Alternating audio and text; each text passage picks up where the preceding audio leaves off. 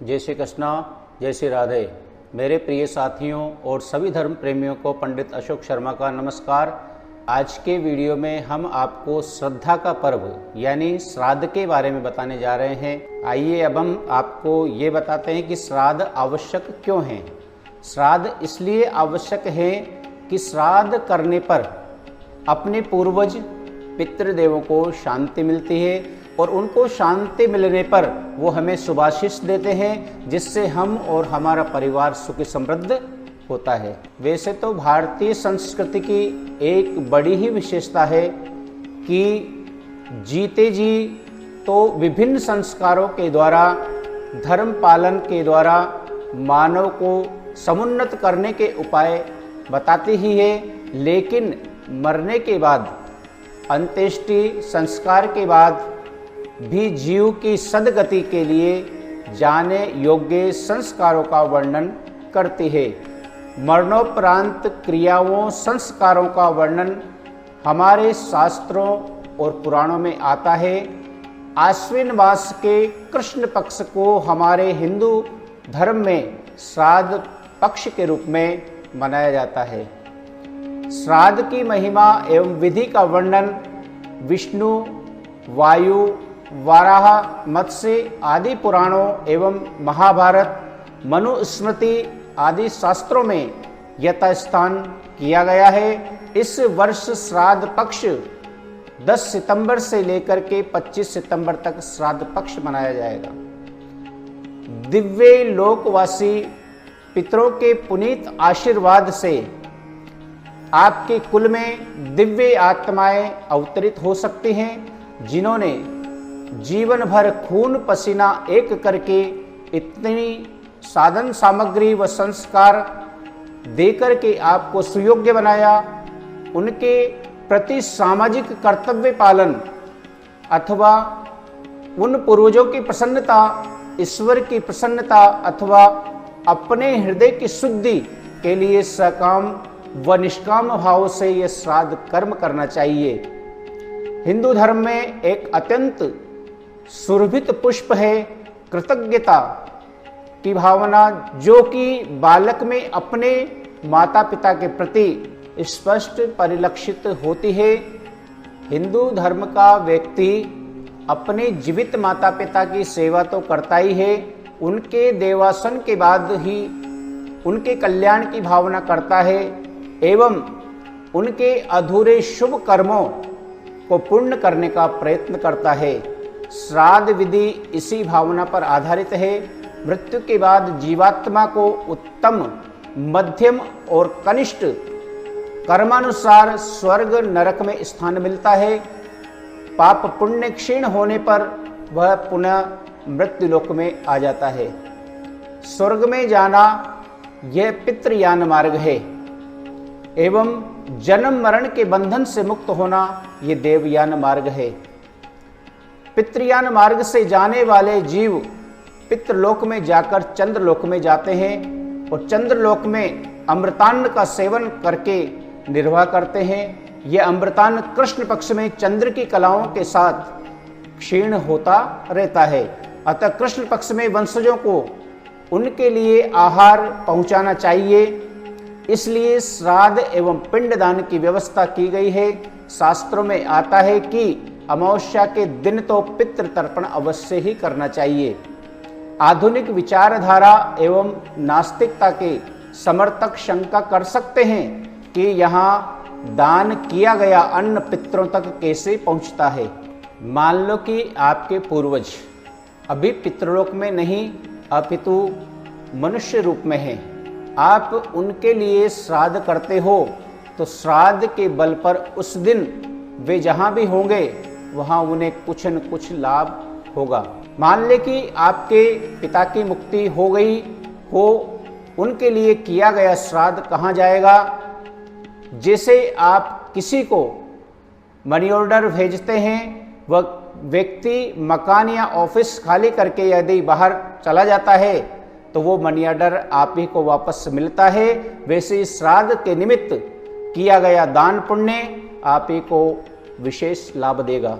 जैसे कि दूरभाष और दूरदर्शन आदि यंत्र हजारों किलोमीटर का अंतराल दूर करते हैं, यह प्रत्यक्ष है।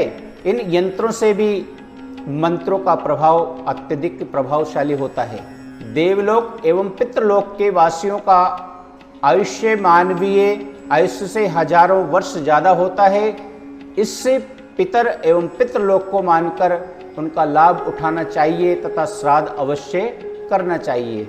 जिन्होंने हमें पाला पोसा, बड़ा किया, पढ़ाया लिखाया, हमें भक्ति ज्ञान और धर्म के संस्कारों से सिंचित किया, उनका श्रद्धा पूर्वक स्मरण करके उन्हें तर्पण श्राद्ध से प्रसन्न करने के दिन ही हैं श्राद्ध पक्ष। श्राद्ध पक्ष आश्विन मास के कृष्ण पक्ष में की गई श्राद्ध विधि गया क्षेत्र में यदि की गई है तो श्राद्ध विधि के बराबर मानी जाती है। इस विधि में मृतात्मा की पूजा एवं उनकी इच्छा तृप्ति का सिद्धांत समाहित होता है। प्रत्येक व्यक्ति के सिर पर देव ऋण, पितृ ऋण एवं ऋषि ऋण रहता है। श्राद्ध क्रिया द्वारा पितृ ऋण से मुक्ति प्राप्त कर सकता है। श्राद्ध करने से व्यक्ति पितृ ऋण से मुक्त हो जाता है और देवताओं को यज्ञ भाग देने पर देव ऋण से मुक्त हो जाता है। और ऋषि मुनि संतों के विचारों को, आदर्शों को अपने जीवन में उतारने से, उनका प्रचार प्रसार करने से एवं उन्हें लक्ष्य मान करके आदर सहित आचरण करने से ऋषि ऋण से मुक्त हो जाता है। पुराणों में आता है कि आश्विन मास के कृष्ण पक्ष की अमावस्या के दिन सूर्य एवं चंद्र की युति होती है। सूर्य कन्या राशि में प्रवेश करता है। इस दिन हमारे पितर यमलोक में अपना निवास छोड़ करके सूक्ष्म रूप से मृत्युलोक में अपने वंशजों के निवास स्थान में रहते हैं। अतः उस दिन उनके लिए विभिन्न श्राद्ध करने से वे तृप्त हो जाते हैं। गरुड़ पुराण में आता है कि समयानुसार श्राद्ध करने से अपने कुल में कोई दुखी नहीं रहता है। पितरों की पूजा करके मनुष्य आयु, पुत्र, यश, स्वर्ग, कीर्ति, पुष्टि, बल, श्री, पशुधन, सुख, धन और धान्य से परिपूर्ण हो जाता है।